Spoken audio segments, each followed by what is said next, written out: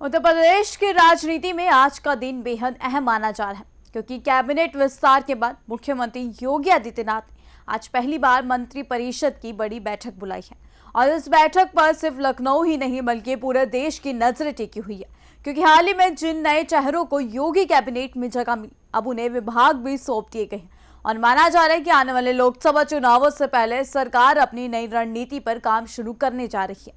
Cabinet विस्तार के बाद सत्ता और संगठन के बीच तालमेल का ये पहला बड़ा इम्तिहान होगा, जहां नए मंत्रियों की जिम्मेदारियों के साथ साथ सरकार की प्राथमिकताओं पर भी मुहर लग सकती है।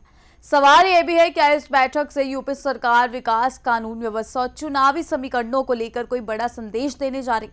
तो चलिए इस वीडियो में हम आपको बताते हैं विस्तार से, लेकिन उससे पहले स्वागत है आपका यूपी की बात में। मैं हूं आपके साथ तमन्ना चौधरी। उत्तर प्रदेश में योगी आदित्यनाथ सरकार के मंत्रिमंडल विस्तार के बाद आज सोमवार को पहली बार मंत्रिपरिषद की बैठक हुई। इस बैठक में सभी कैबिनेट मंत्री और नए शामिल किए गए मंत्री मौजूद रहे। राजनीतिक जानकारों की माने तो ये बैठक सिर्फ औपचारिक नहीं है, बल्कि सरकार के अगले राजनीतिक और प्रशासनिक एजेंडे को तय करने वाली अहम बैठक मानी जा रही है। दरअसल 10 मई को योगी सरकार ने अपने मंत्रिमंडल का विस्तार किया, जिसमें 6 नए चेहरों को शामिल किया गया। आपको बता दें कि राज्यपाल आनंदीबेन पटेल ने राजभवन में नए मंत्रियों को शपथ दिलाई थी। इसके बाद से लगातार इस बात को लेकर चर्चाएं चल रही थी कि आखिर किस मंत्री को कौन सा विभाग मिलेगा। अब विभागों का बंटवारा भी हो चुका है और मुख्यमंत्री योगी आदित्यनाथ ने राजनीतिक समीकरणों के साथ प्रशासनिक संतुलन साधने की कोशिश की है। बीजेपी ने अलग अलग क्षेत्रों और जातीय समीकरणों को ध्यान में रखते हुए मंत्रियों को जिम्मेदारियां सौंपी है। भूपेंद्र सिंह चौधरी को सूक्ष्म, लघु एवं मध्यम उद्यम विभाग दिया गया है, जबकि मनोज पांडे को खाद्य एवं रसद तथा नागरिक आपूर्ति विभाग की जिम्मेदारी मिली है।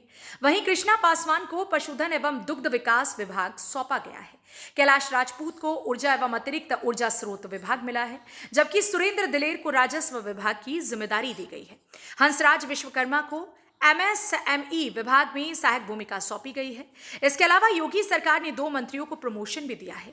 सोमेंद्र सिंह तोमर को राजनीतिक पेंशन, सैनिक कल्याण एवं प्रांतीय रक्षक दल विभाग की जिम्मेदारी मिली है, जबकि अजीत पाल को खाद्य एवं औषधि प्रशासन विभाग सौंपा गया है।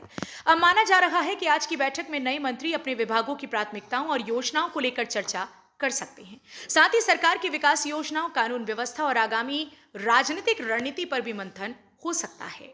उत्तर प्रदेश में योगी सरकार के कैबिनेट विस्तार के बाद अब सरकार एक्शन मोड में दिखाई दे रही है। सोमवार को मुख्यमंत्री योगी आदित्यनाथ की अध्यक्षता में होने वाली मंत्रिपरिषद की पहली बैठक पर सबकी नजरें टिकी हैं। 10 मई को हुए मंत्रिमंडल विस्तार में बीजेपी ने 6 नए चेहरों को सरकार में शामिल किया था। इसके पीछे पार्टी का मकसद राजनीतिक और सामाजिक संतुलन साधना माना जा रहा है।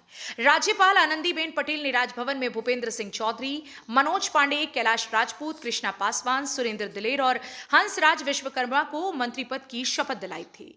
शपथ ग्रहण के बाद से ही सबसे बड़ा सवाल यही था कि आखिर इन नेताओं को कौन सी जिम्मेदारी मिलेगी। अब मुख्यमंत्री योगी आदित्यनाथ ने विभागों का बंटवारा कर दिया है। भूपेंद्र सिंह चौधरी को सूक्ष्म, लघु एवं मध्यम उद्यम विभाग की जिम्मेदारी दी गई है। वहीं मनोज पांडे को खाद्य एवं रसद तथा नागरिक आपूर्ति विभाग सौंपा गया है। कृष्णा पासवान को पशुधन एवं दुग्ध विकास विभाग मिला है, जबकि कैलाश राजपूत को ऊर्जा एवं अतिरिक्त ऊर्जा स्रोत विभाग की जिम्मेदारी दी गई है। सुरेंद्र दिलेर को राजस्व विभाग सौंपा गया है। वहीं हंसराज विश्वकर्मा को एमएसएमई विभाग में सहायक जिम्मेदारी दी गई है। योगी सरकार ने इस विस्तार में प्रमोशन कार्ड भी खेला है। सोमेंद्र सिंह तोमर और अजीत पाल को कैबिनेट मंत्री के रूप में नई जिम्मेदारियां दी गई है। राजनीतिक जानकार मानते हैं कि यह विस्तार सिर्फ प्रशासनिक फेरबदल नहीं, बल्कि आगामी चुनावों को ध्यान में रखकर किया गया रणनीतिक कदम है।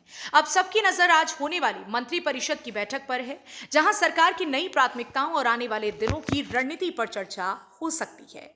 तो कैबिनेट विस्तार के बाद योगी सरकार ने साफ संकेत दे दिए हैं कि अब फोकस सिर्फ संगठन नहीं बल्कि प्रशासनिक मजबूती और राजनीतिक संतुलन दोनों पर रहने वाला है। नए चेहरों को नई जिम्मेदारियां देकर बीजेपी ने कई सामाजिक और क्षेत्रीय समीकरण साधने की कोशिश की है। तो वहीं आज होने वाले मंत्रिपरिषद की बैठक इस बात का संकेत दे सकती है कि आने वाले दिनों में सरकार की प्राथमिकताएं क्या रहने वाली है। फिलहाल नजर इसी बात पर टिकी है कि योगी सरकार की नई टीम यूपी की राजनीति और प्रशासन में क्या नया बदलाव लेकर आती है।